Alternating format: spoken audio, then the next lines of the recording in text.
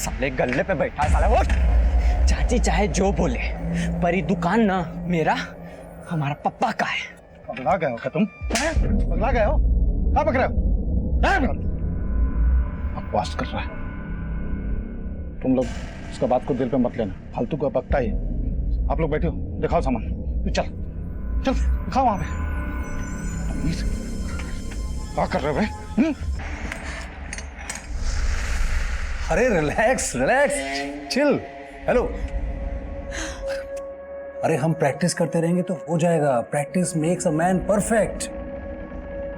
देखिए, इतनी मुश्किलों से तो हम आपके नजदीक आए हैं। अब आपका ये खेल कहीं हमें फिर से जुदा ना कर दे। अरे तो हम थोड़ा ना मरेंगे। अरे वो जो हमारे साथ आएगा ना वो मरेगा। तुम खाली पीछे से आना और फिर उसके बाद हम देख लेंगे। प्रभात जी, नहीं नहीं, हमें ये समझ नहीं आ रहा प्रभात जी। अरे बीमा के लिए किसी का मर्डर करना, हम इसमें आपका साथ नहीं दे सकते। हमसे नहीं हो सकता। हम ऐसा नहीं करेंगे तो हम रास्ते पे आ जाएंगे। और तुम मेरी मदद नहीं करोगे तो कौन मदद करेगा मेरी?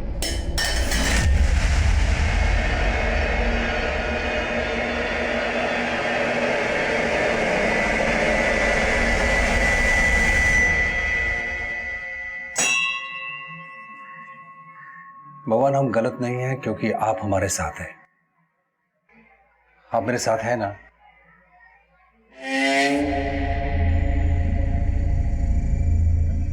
साहब दो ना साहब, कुछ दो ना साहब जी, कुछ दो ना साहब। बहुत भूखा हो साहब, कुछ नहीं खाया। भगवान आपकी हर इच्छा पूरी करेगा साहब।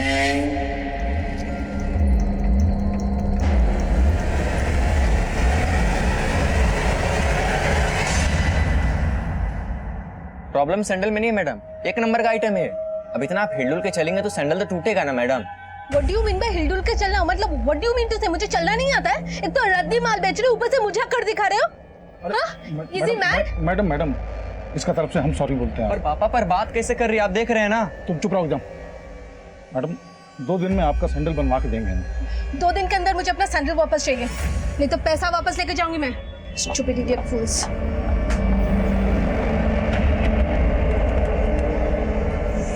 भैया जरा सो समझाइए, कस्टमर से ऐसे बात करेगा? ये ऐसे पेश आएगा? तो बात समझा रहे हैं हम। सुबह से माथा खराब करके रखा इसने। आप खड़े क्या हो? चाय बोलो चाचा के लिए। घनश्याम जी भैया, जाओ जाके चाचा के चाय लेकर आओ। तुमको बोला ना, तुम लेके आओ। हाँ।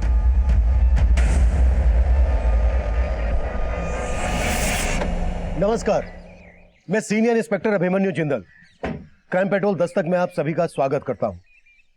आज जो केस मैं आप लोगों के सामने रखने जा रहा हूं वो कहीं ना कहीं हर आम आदमी से जुड़ा है, जिसकी जिंदगी में अपराध कोसों दूर होता है, लेकिन एक भूल जिंदगी भर का पछतावा बन जाती है। जब कोई सही इंसान गलत राह पर होता है तो उसे समझने की एक दस्तक जरूर मिलती है, लेकिन जब कोई गलत को सही ठहराने की साजिश करता है तो उसके द्वारा उठाया गया हर कदम एक भयानक अंत की दस्तक दे रहा होता है।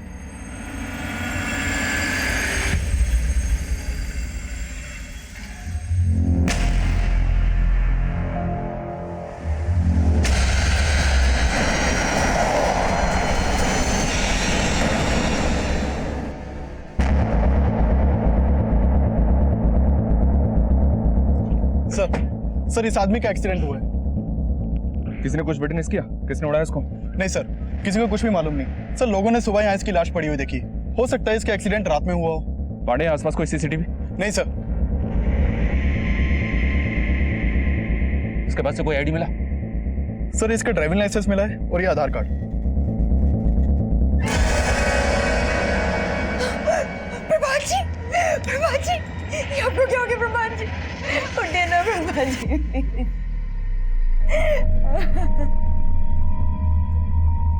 प्रभात रात को 11 बजे दुकान से निकला था। फिर देर रात फोन आया गायत्री का कि वो घर नहीं पहुंचा। हम ढूंढ ही रहे थे कि सुबह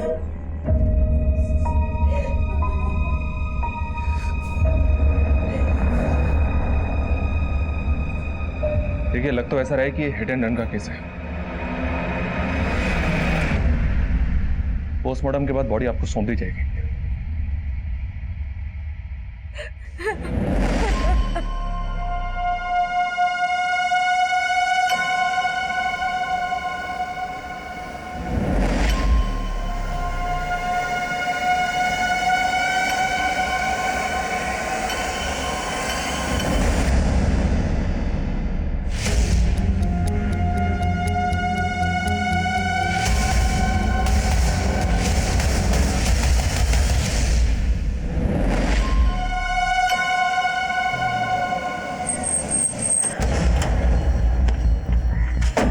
सर 16 मार्च को जो एक्सीडेंट का केस आया था उसके विक्टिम प्रभात की पोस्टमार्टम रिपोर्ट आ गई। देखने से तो लग रहा था कि एक्सीडेंट होगा, पर रिपोर्ट के मुताबिक प्रभात का मर्डर हुआ था। मर्डर? जी हाँ सर, बॉडी पर प्राइमरी इंपैक्ट पीठ पर है। शायद किसी व्हीकल ने डायरेक्टली प्रभात को पीछे से टक्कर मारी। अगर किसी व्हीकल ने प्रभात की पीठ पर डायरेक्ट टक्कर मारी है, मतलब प्रभात पैदल चल रहा होगा। और cause of death head injury है। पहले प्रभात के सर पर किसी ब्लंट चीज से वार किया गया और फिर उसके सर को टायर से क्रश कर दिया गया और फिर बाइक को वहीं गिराकर क्राइम सीन क्रिएट किया गया, क्योंकि सर उसकी बाइक पर ऐसा कोई डेंट नहीं मिला जो ये साबित कर सके कि किसी गाड़ी ने उसकी बाइक को पीछे से टक्कर मारी। मतलब प्रभात का मर्डर हुआ है और उसे एक्सीडेंट देने की कोशिश की गई है। सर, जिस प्रभात नाम के आदमी की लाश हमें राजनगर में मिली थी, उसका बड़ा भाई आया।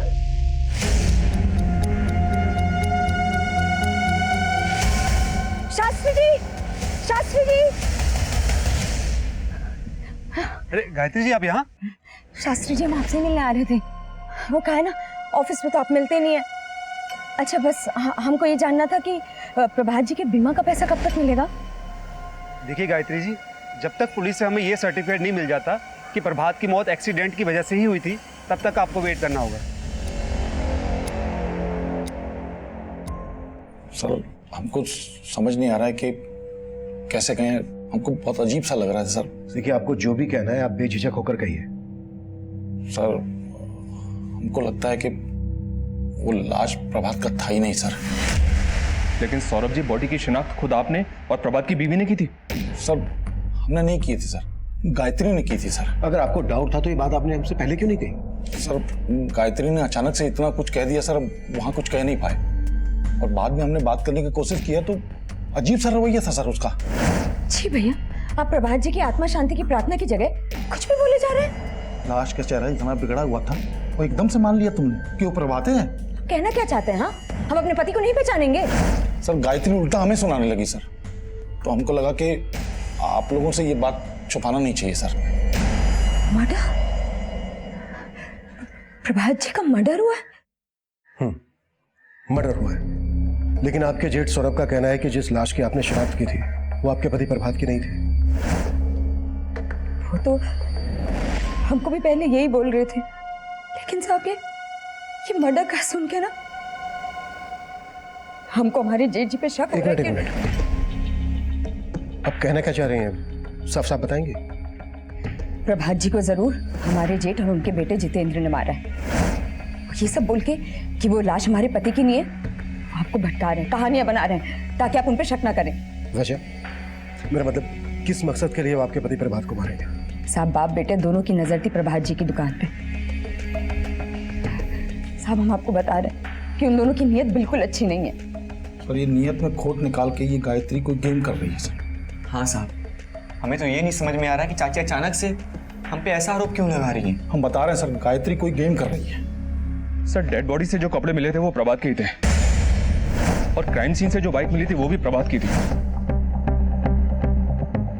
चक्कर को समझ में नहीं आ रहा है, सौरभ की बात सही है या गायत्री का आरोप? सिंह, सबसे पहले लाश का डीएनए मैच करवाओ प्रभात के बेटे कमल के साथ। प्रभात की फैमिली और बिजनेस दोनों से जुड़ी हर बात पता करो। हमें दोनों पॉसिबिलिटीज पर काम करना है।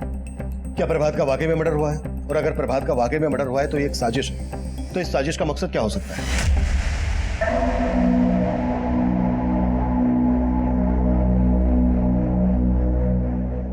दीदी पानी। दीदी आप टूट जाओगी तो कैसे चलेगा? दीदी रो मत ना दीदी, दीदी सब ठीक हो जाएगा। दीदी आप रो मत। आप रो क्यों रहे हो? अरे कमल बेटा, मम्मी नहीं रो रही, वो मम्मी की ना आंख में कुछ चला गया था। तू ये बता, तू कानपुर चलेगा मामा के साथ? चलेगा ना? दीदी आप कानपुर चलो हमारे साथ। वैसे भी जीजा जी के नहीं हर्ष, हम नहीं जाएंगे, हमें अभी यहीं रहना होगा।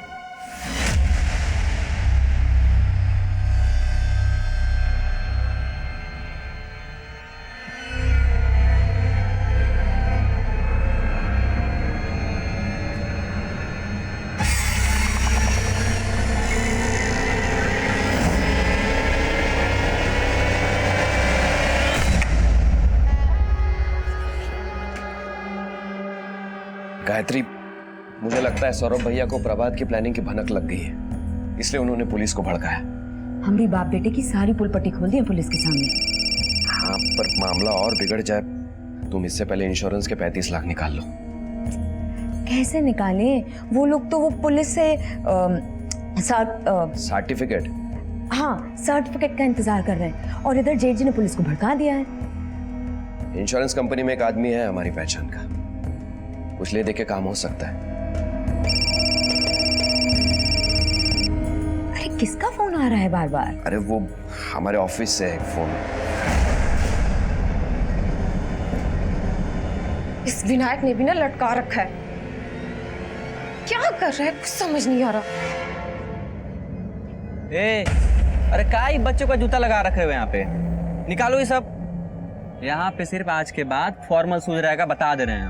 लेकिन प्रभात साहब तो बोले थे कि अरे प्रभात सर बस करो प्रभात सर। चच्चा को धंधा करने नहीं आता था, अब धंधा कैसे होता है पापा बताएंगे तुमको। अपने बाप का माल समझे हो क्या? चल क्या रहा है यहाँ पे? नहीं हमें और आप यहाँ कैसे बैठे हुए हैं? क्यों? अब तुम बैठोगे गल्ले पे क्या? नहीं, हम नहीं बैठेंगे। घनश्याम तुम बैठोगे।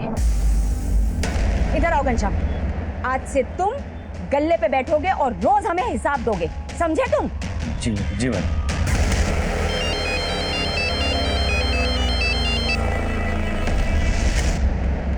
अरे काहे हमें इतना परेशान कर रहे हो आप?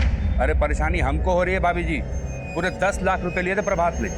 और एक बात बताइए, वो बीमा वाला पैसा नहीं मिला आपको अभी तक? नहीं मिला है। अगर मिल चुका होता तो हम आपको पैसे लौटा देते ना। लौटाना तो आपको पड़ेगा ही भाभी जी। वो बीमा वाले के पीछे पड़िए और पैसा निकलवाइए। सर, प्रभात की बीवी गायत्री, भाई और भतीजे के कॉल रिकॉर्ड्स में तो शक करने जैसा कुछ नहीं मिला, पर मैं प्रभात के सीए से मिला जो पिछले कई सालों से प्रभात की शू शॉप के अकाउंट्स देख रहा है। उसका कहना है कि कुछ महीनों से प्रभात की दुकान घाटे में चल रही थी। प्रभात ने कई लोगों से कर्जा भी ले रखा था। एक बात और सर, प्रभात ने सिर्फ 3 महीने पहले 35 लाख की एक टर्म इंश्योरेंस पॉलिसी ली थी। तो तुम्हें क्या लग रहा है, ये साजिश इंश्योरेंस पॉलिसी के 35 लाख रुपए निकालने के लिए रची गई थी? पक्का तो नहीं कह सकते सर, हो भी सकता है। इंश्योरेंस पॉलिसी के पैसे लेने के लिए कोई अपना मर्डर प्लान करे, ऐसे एंगल्स कई केसेस में देखने को मिलते हैं। इस केस में भी यही एंगल था। प्रभात ने वाकई में अपनी डेथ प्लान की थी। अरे तो हम तो ना मरेंगे, अरे वो जो हमारे साथ आएगा ना वो मरेगा। लेकिन पोस्टमार्टम से यह साफ हो गया था कि एक्सीडेंट नहीं बल्कि मर्डर था। और यह मर्डर किसका हुआ था, यह खुलासा वाकई में हैरान कर देने वाला था। सर डीएनए रिपोर्ट, इस डीएनए रिपोर्ट के मुताबिक उस लाश का डीएनए प्रभात के बेटे कमल के डीएनए से मैच हो गया। मतलब प्रभात की बेबी गायत्री सही बोल रही थी, ये लाश प्रभात की ही थी। मम्मी, अब ठीक लग रहा है? अभी कुछ ठीक नहीं है, लेकिन धीरे धीरे सब ठीक हो जाएगा। अच्छा मम्मी, पापा कब आए? पापा घर पे नहीं आएंगे, जब हम बाहर घूमने जाएंगे ना तब वो हमको वहां मिलेंगे, समझे?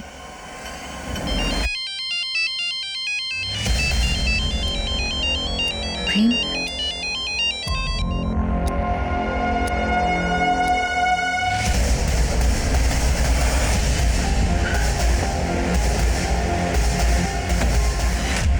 गायत्री जी माफी चाहूंगा, हमने आप पर शक किया। दरअसल आप बिल्कुल सही कह रही थी, वो लाश आपके पति प्रभात की ही थी। आपने अपने जेठ सौरभ और उसके बेटे जितेंद्र पर शक जताया था। अब हम इसी दिशा में काम कर रहे हैं।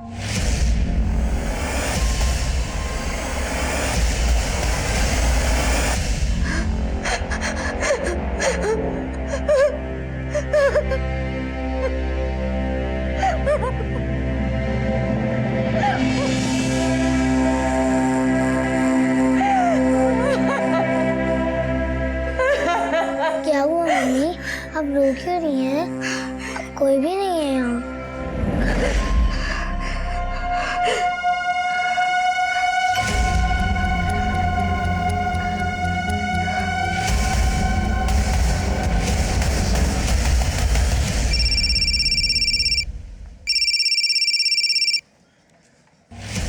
हाँ गायत्री भाभी। हमको मिलना है तुमसे।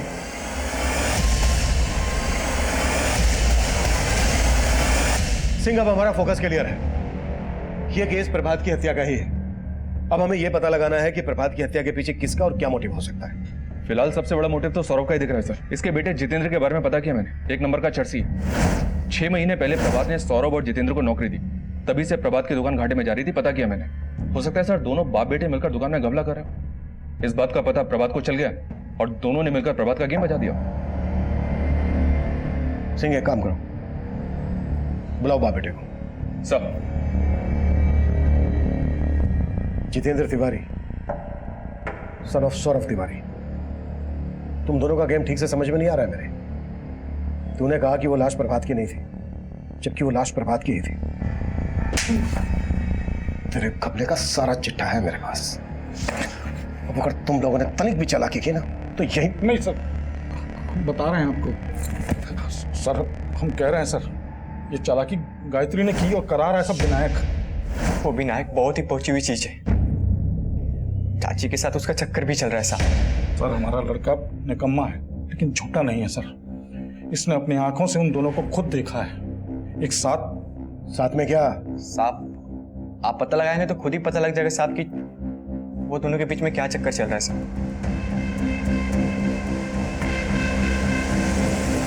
विनायक, अब सर से पानी ऊपर जा चुका है। अगर मुझे पता चला ना कि तुम मेरे साथ कोई गेम कर रहे हो तो तुम्हारे लिए बिल्कुल अच्छा नहीं होगा। क्या अच्छा नहीं होगा? उससे ऐसे दोबारा बात की ना तो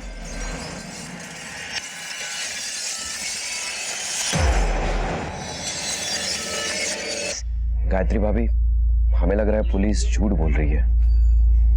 भगवान करे यही सच हो। पर प्रभात जी हमसे बात क्यों नहीं कर रहे हैं? भाभी उसने कहा था ना कि वो कुछ दिन गायब रहेगा, इसीलिए शायद। प्रभात और गायत्री से जुड़ी कुछ बातें पता चली हैं सर। प्रभात की मौत के बाद से ही ये गायत्री इंश्योरेंस कंपनी के लगातार चक्कर लगा रही थी। लेकिन जैसे इंश्योरेंस कंपनी को पता चला कि प्रभात का एक्सीडेंट नहीं उसका मर्डर हुआ था, इंश्योरेंस कंपनी ने गायत्री के क्लेम को होल्ड पर रख दिया। एक और बात पता चले सर, ये विनायक इंश्योरेंस कंपनी के किसी अंदर के आदमी को जानता है, जिसको इसने शायद रिश्वत भी ऑफर की थी। इंश्योरेंस कंपनी में एक आदमी है हमारी पहचान का, कुछ ले दे के काम हो सकता है। साले गल्ले पे बैठा है साला। वो चाची चाहे जो बोले पर ये दुकान ना मेरा हमारा पप्पा का है। पगला गए हो क्या तुम? पगला गए हो? क्या पकड़े हो? बकवास कर रहा है। तुम लोग उसका बात को दिल पे मत लेना, फालतू का बकता ही। आप लोग बैठे हो, दिखाओ सामान। चल चल दिखाओ वहां पे। क्या कर रहे हो भाई? ज्यादा चढ़ा लिए हो क्या? दिमाग को सही रखो, अपना पैर पे कुल्हाड़ी मत मारो। तो जानते नहीं पुलिस हमारा पीछा कर रही है। चलो चलो हमारे साथ चलो। जीवन, प्रभात साहब गलती की इन दोनों को यहाँ लाके। हमको तो लगता है कि उनको इन्हीं लोगों ने खत्म किया।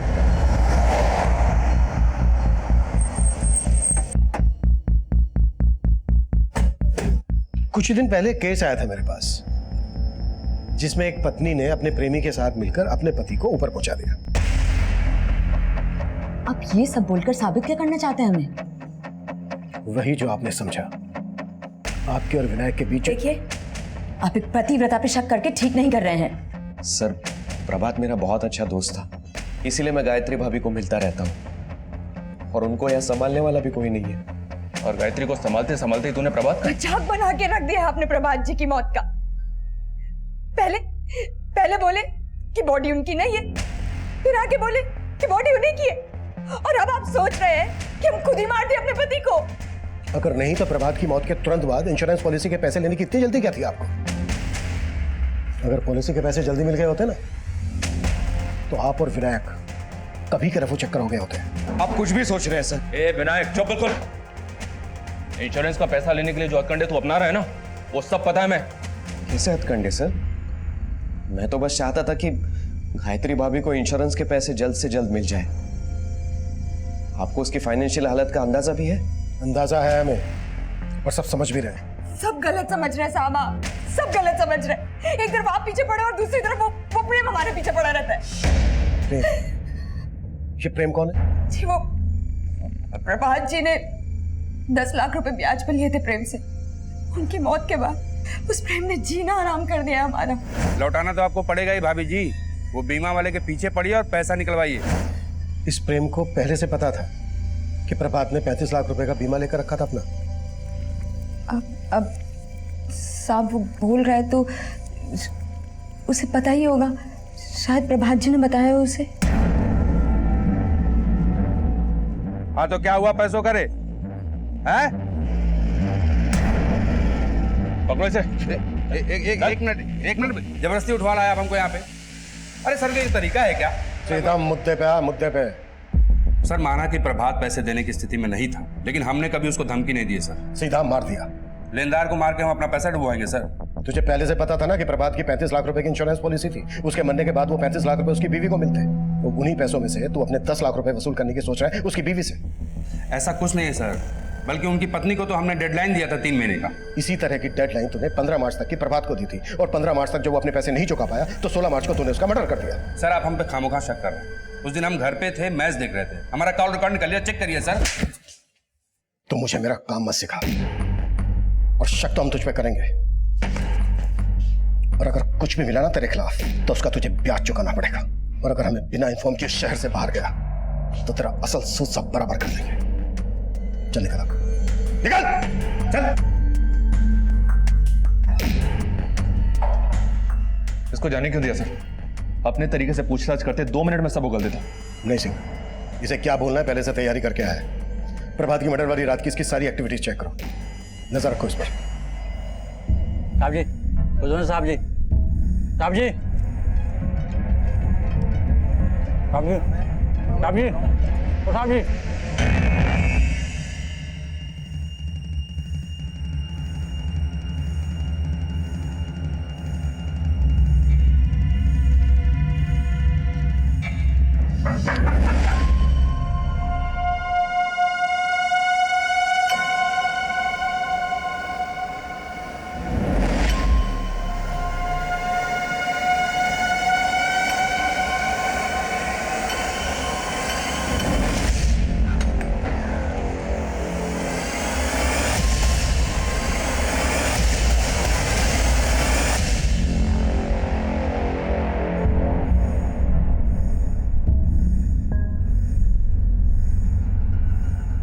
सर दुकान के एक सप्लायर का पेमेंट करना था, तो सुबह दुकान जाने से पहले हम गायत्री के पास पेमेंट का बात करने गए सर।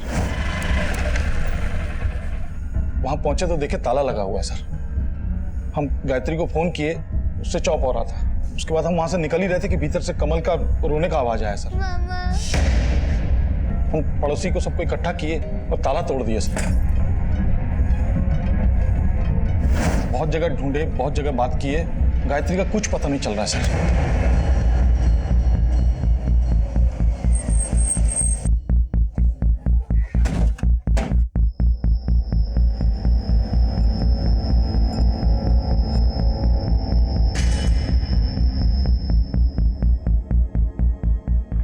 कमल बेटा एक बात बताओ, रात को मम्मी से कोई मिलने आया था? आपने कुछ देखा, कुछ सुना? मम्मी ने हमें रात को ही सुला दिया था, और जब हम सुबह उठे तो मम्मी नहीं मिलती। मम्मी कहाँ है? सर अंदर रूम में कुछ डॉक्यूमेंट्स मिले सर। ये तो प्रभात के इंश्योरेंस के पेपर है। सर घर में कुछ भी सस्पिशियस नहीं मिला है, लेकिन सर गायत्री इस तरह से अपने बेटे को घर में बंद करके कहीं गायब हो जाएगी, चक्कर समझ में नहीं आ रहा है। सिंह, ये विनायक और गायत्री की चाल भी हो सकती है। शायद गायत्री अपने बेटे कमल को घर पर छोड़कर इसलिए गायब हुई होगी ताकि हमें लगे कि गायत्री खुद से गायब नहीं हुई है, बल्कि किसी ने उसे गायब किया है। सिंह, पड़ोसी से पूछताछ कर।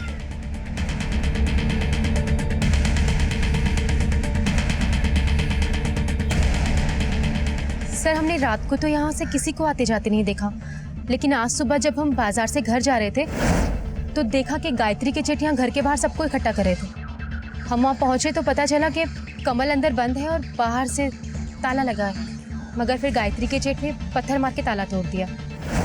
Thank you sir. पांडे ने गायत्री के कॉल रिकॉर्ड चेक किए।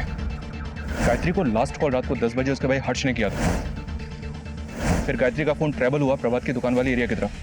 फिर उसी एरिया में तकरीबन रात को 1 बजे गायत्री का फोन स्विच ऑफ हो गया। रात के 1 बजे गायत्री अपनी मर्जी से तो उस एरिया में जाएगी नहीं। सिंह, उस एरिया का डम डेटा स्टडी करो, देखो उसमें कोई सस्पिशियस नंबर मिलता है क्या।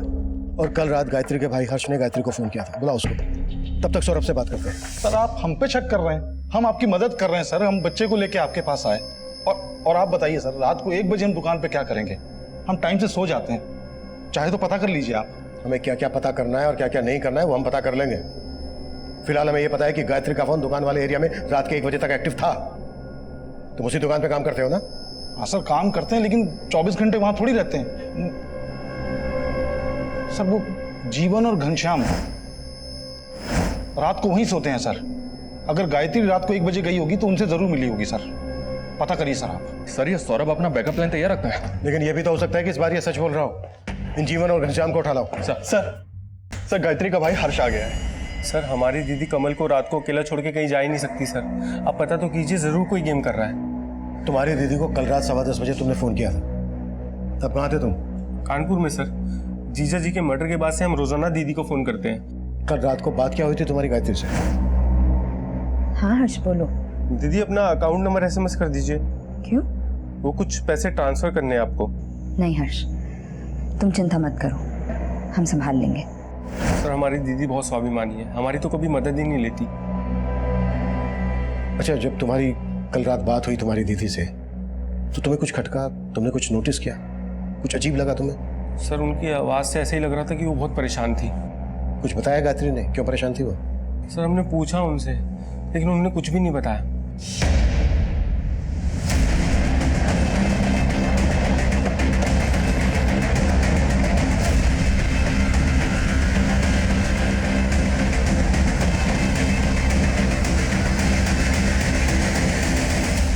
सब दुकान तो रात को 11 बजे बंद हो जाती है, इतने रात को गायत्री भाभी वहां क्यों आएंगी? गायत्री का फोन वहीं दुकान के एरिया में बंद हुआ था और तुम दोनों दुकान पर ही सोते हो। अगर कुछ भी छुपा रहे हो, कुछ भी, तो अभी बता दो, नहीं तो यहीं काट दो। सर हम कुछ नहीं छिपा रहे हैं सर। माना कि हम सोते हैं दुकान में, लेकिन जितेंद्र भी तो आए दिन दुकान में आता रहता है ना जी। हाँ साहब, वो रोज रात को दुकान में आके नशा करता है। वो कल रात को भी 1 बजे के करीब आया था और फिर वो चला गया, लेकिन गायत्री भाभी को वहां नहीं देखा हम लोगों ने। सर गायत्री के घर के आसपास के एरिया का डम डेटा चेक किया। जिस रात गायत्री गायब हुई तब वहां विनायक का नंबर एक्टिव था और विनायक के नंबर से प्रभात के नाम पे रजिस्टर्ड एक दूसरे नंबर पे कॉल किया गया था। प्रभात का दूसरा नंबर? जी हाँ सर, ये नंबर चेन्नई में एक्टिव था लेकिन अब बंद है। चेन्नई में प्रभात का दूसरा नंबर कौन यूज कर रहा होगा? पता नहीं सर, कहानी को समझ में नहीं आ रही। सब समझ में आएगा सिंह।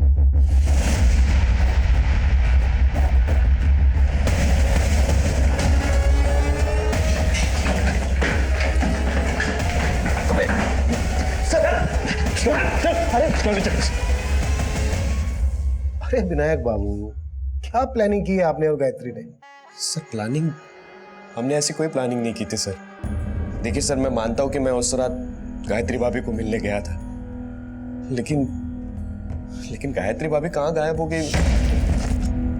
गायब हो गई या छिपा के रखा है उसे कहीं? भाकर वहीं जा रहा था ना उसके पास, चेन्नई। चेन्नई? चेन्नई? हाँ चेन्नई, वहां प्रभात का दूसरा नंबर एक्टिव था। नहीं सर, मुझे सच में इसके बारे में कुछ नहीं पता। ऊपर देख, देख ऊपर देख। सर बता रहा हूँ सर। इतनी जल्दी क्या है? अब बोल। सर प्रभात का ये नंबर अंजलि यूज करती थी। कौन अंजलि? अंजलि उसकी गर्लफ्रेंड थी। प्रभात की गर्लफ्रेंड? जी सर, प्रभात और अंजलि का अफेयर चल रहा था। वो प्रभात की कस्टमर थी और दोनों में प्यार हो गया था। प्रभात और अंजलि हमेशा मेरे घर में ही मिला करते थे। सर प्रभात में और गायत्री भाभी में पहले हमेशा अनबन हुआ करती थी। अंजलि को पाने के लिए उसने फिर से गायत्री भाभी से रिश्ता सुधारना शुरू कर दिया और इसीलिए उसने अपना फेक डेथ प्लान कर दिया। Fake death? मेरी जगह कोई और मरेगा और इंश्योरेंस के पैसे पाने के लिए मुझे गायत्री को अपने फेवर में करना पड़ेगा। अंजलि तुझे इतनी पसंद है तो तू गायत्री भाभी से डिवोर्स ले ले। अरे तेरा दिमाग खराब है? सर से लेकर पैर तक मैं कर्जे पे डूबा पड़ा हूँ यार। मैंने सब सोच लिया है। मेरी फेक डेथ के बाद तुझे गायत्री को इंश्योरेंस के पैसे दिलवाने में मदद करनी पड़ेगी। सर वो अंजलि के प्यार में इतना पागल हो गया था कि दूसरे की लाश को अपनी लाश साबित करने का प्लान कर चुका था। दूसरा कौन? सर इसके अलावा मुझे कुछ नहीं मालूम सर। हाँ, लेकिन उसने किसी को तो टारगेट किया था जिसका वो शायद मर्डर करने वाला था। लेकिन जब पता चला कि प्रभात का ही मर्डर हो गया तो कुछ समझ में नहीं आया। वहाँ चेन्नई में अंजलि प्रभात का इंतजार कर रही थी। विनायक, मैं तुम्हें कब से कॉल कर रही हूँ, तुम मेरा फोन क्यों नहीं पिक कर रहे हो? और इधर मैं गायत्री भाभी को इंश्योरेंस के पैसे दिलवाने में मदद कर रहा था। इंश्योरेंस कंपनी में एक आदमी है हमारी पहचान का, कुछ ले दे के काम हो सकता है। कल रात गायत्री से मिलने क्यों गया था उसके घर? वो तो गायत्री भाभी ने खुद फोन करके बुलाया था। सर गायत्री भाभी रोजाना प्रभात के बारे में पूछती थी। उस रात भी उन्होंने प्रभात के बारे में ही पूछने के लिए बुलाया था।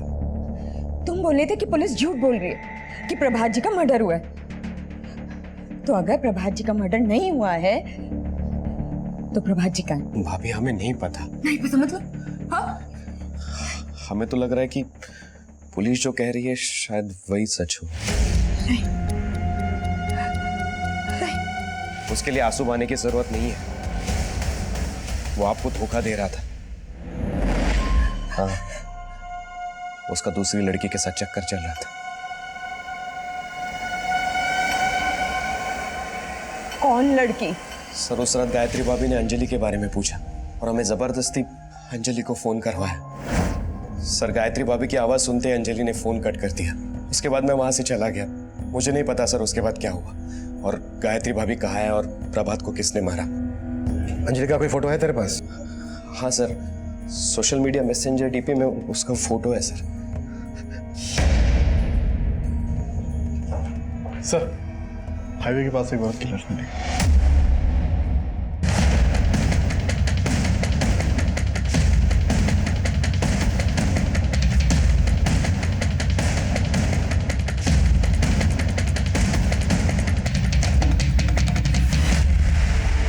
पांडे, बॉडी पोस्टमार्टम के लिए भेजो और देखो आसपास कुछ मिलता है क्या। सर गायत्री का फोन बंद होता है प्रभात की दुकान के एरिया में और लाश मिलती है वहां से 10 किलोमीटर दूर यहाँ हाईवे के पास। मुझे तो ये विनायक का ही गेम लग रहा सर, और ये भी हो सकता है कि प्रभात के मर्डर का प्लान अंजलि और विनायक दोनों ने मिलकर बनाया और इस बात का पता गायत्री को लग गया हो, इसलिए दोनों ने मिलकर गायत्री को मार दिया। हमें लग रहा था कि अंजलि इस गेम की मास्टर प्लानर है, लेकिन अपना फेक एक्सीडेंट प्लान करने वाला प्रभात इस केस का असली मास्टरमाइंड है। लेकिन उसका मर्डर कैसे हुआ, किसने किया, यह खुलासा चौंकाने वाला था।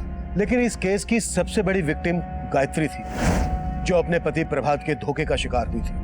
गायत्री और प्रभात की आपबीती की गाज उनके बेटे कमल पर गिरी, जो अब अनाथ हो चुका है। प्रभात के बाद गायत्री का मर्डर किसने किया होगा, यह तब हमारे लिए पहेली बना हुआ था, जिसका जवाब हम अंजलि की तलाश में ढूंढ रहे थे। और अंजलि का गायब होने का खुलासा भी कोई कम चौंकाने वाला नहीं था। सर विनायक ने कहा था कि अंजलि इंद्रपुरम में रहती थी। इंद्रपुरम पुलिस से कांटेक्ट किया तो उन्होंने बताया है कि वहां एक लड़की की मिसिंग कंप्लेंट फाइल हुई थी। रिपोर्ट में लड़की का चेहरा तो अंजलि से मिलता था, पर कंप्लेंट किसी सोनाली शर्मा के नाम से फाइल हुई थी और ये कंप्लेंट करने वाला कोई और नहीं, अंजलि उर्फ सोनाली का फादर ही है। मैंने बात की उनसे। सर ये अंजलि नहीं है, मेरी बेटी सोनाली है और मैं किसी प्रभात को नहीं जानता सर।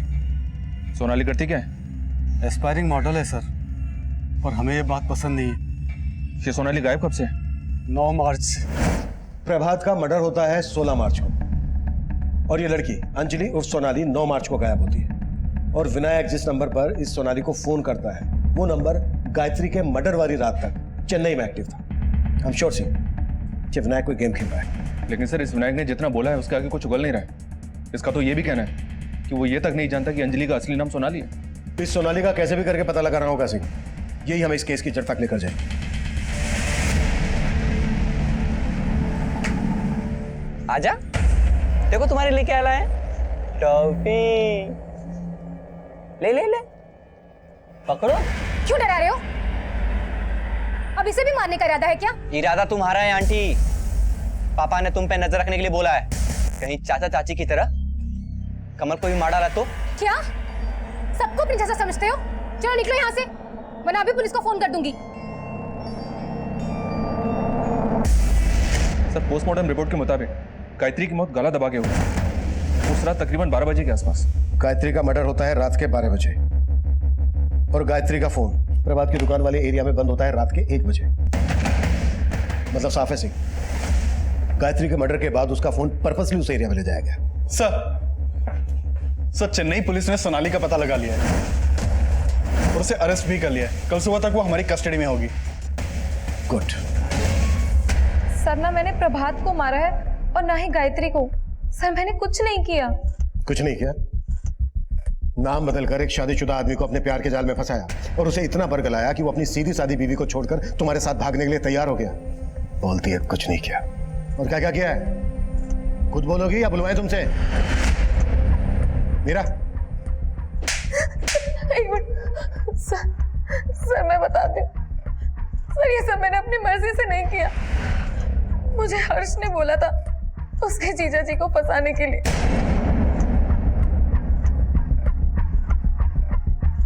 कमल बेटा क्या हुआ? चल आइसक्रीम खाने चलते। चल चल चल चल। और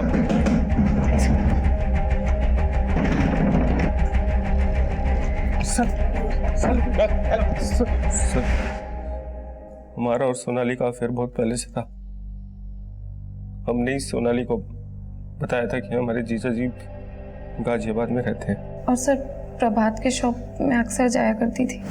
प्रभात जिस तरह मेरे साथ पेश आता था मुझे लग रहा था कि वो मेरे साथ फ्लर्ट कर रहा है। और जब मुझे पता चला कि प्रभात हर्ष की जीजा है तो वो प्लान हर्ष ने ही बनाया था। कैसा प्लान? कैसा प्लान?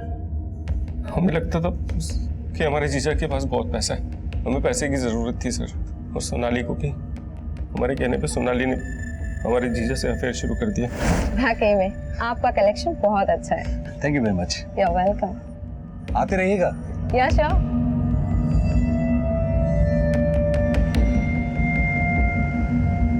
प्रभात ने मुझे फोन करने में जरा भी देरी नहीं की।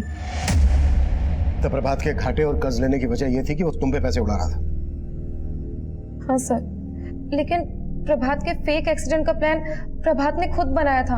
हमने उसका मर्डर नहीं किया। मैं तो तब चेन्नई में थी। लेकिन हर्ष यही था। जिस रात गायत्री का मर्डर हुआ उस रात तो कानपुर से यहाँ गाजियाबाद आया था। सब पता लगा लिया हमने। अब तो खुद बोलेगा या फिर? मानते हैं सर कि हमने अपनी दीदी को मारा सर, लेकिन अपने जीजा को हमने नहीं मारा सर। विनायक ने हमारी दीदी को सोनाली के बारे में सब कुछ बता दिया था। उस रात दीदी ने हमें फोन किया और सोनाली के बारे में बात करने लगी। तुम्हारे जीजा जी का कहीं चक्कर चल रहा था। वो हमको धोखा दे रहे थे। क्या बोल रही हो दीदी? ऐसा कुछ नहीं, आप बेवजह परेशान हो रही है। ऐसा ही है हर्ष। हमें विनायक ने बताया सब कुछ। कोई लड़की है अंजलि नाम की, चेन्नई में रहती है। हमें लगता है कि ये सब ना उसने ही किया। तुम्हें पता है हमने ना विनायक से उसका नंबर ले लिया। बस हम अभी के अभी जाके पुलिस को उसका नंबर दे देंगे। दीदी वो आप वो अंजलि की बात कर रही हो क्या? वो जो चेन्नई में रहती है? हाँ उसको तो हम जानते हैं दीदी। उसको तो आज हमने सुबह हाईवे पे देखा। दीदी आप एक काम करिए, आप हाईवे पे आ जाइए। हमने उसका घर देखा हुआ है। दीदी हमारी बातों में आ गई।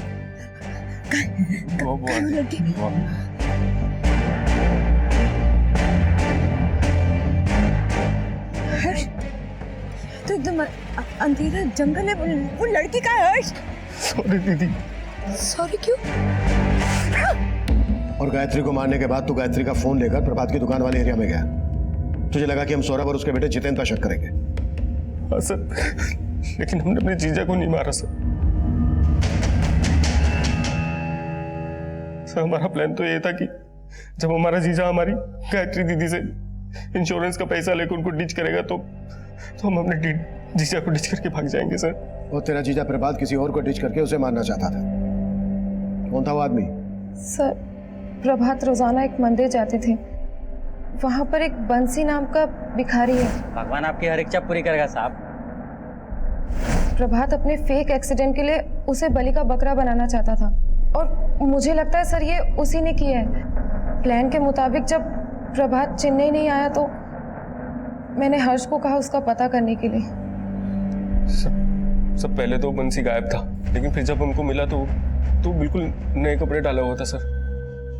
सच का पता करने के लिए हमारे से हाथापाई तक हुई, लेकिन वो भाग गया सर हमें पक्का लगता है कि उस बंसी ने ही प्रभात को मारा है। जब उसे पता चला होगा कि प्रभात उसे मारना चाहता है तो उसने ही प्रभात को मार दिया होगा। हमने उस भिखारी को ढूंढने की कोशिश की, वो हमें नहीं मिला, गायब था। हमने उसके झोपड़े का पता लगाया तो हमें मालूम हुआ वहां उसने काफी पैसा छुपा कर रखा था। इससे पहले कि हम इन कड़ियों को ठीक से जोड़ पाते, हमें एक और चौंकाने वाली खबर मिली। सर, प्रतापनगर पुलिस को एक लाश मिली। लाश की शिनाख्त तो नहीं हो पाई, पर बंसी के स्केच से बहुत मैच करती है। इसकी बॉडी पर काफी ब्रांडेड कपड़े भी मिले। सिंह, इन कपड़ों पर जो टैग लगा है ना, इस टैग के बारकोड से यह पता लगाओ कि ये कपड़े कहां से बेचे गए और किसने खरीदे। Right sir. ये देखिए, नया माल दिखा रहे हैं आपको, फ्रेश एकदम।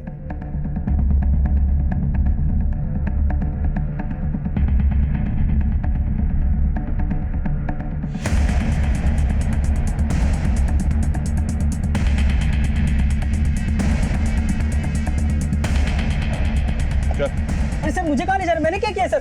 बंसी के लिए कपड़े तूने खरीदे थे ना? बंसी? तुम सर, लेकिन सर आप लोग क्या कर रहे हैं? हमें कुछ समझ में नहीं आ रहा है। सीसीटीवी में बंसी के लिए कपड़े खरीदता हुआ दिखा है तो? सर कौन से कपड़े सर? हमने नहीं खरीदे। ऊपर देख। सर बताते हैं सर, मारिए मत, बताते हैं।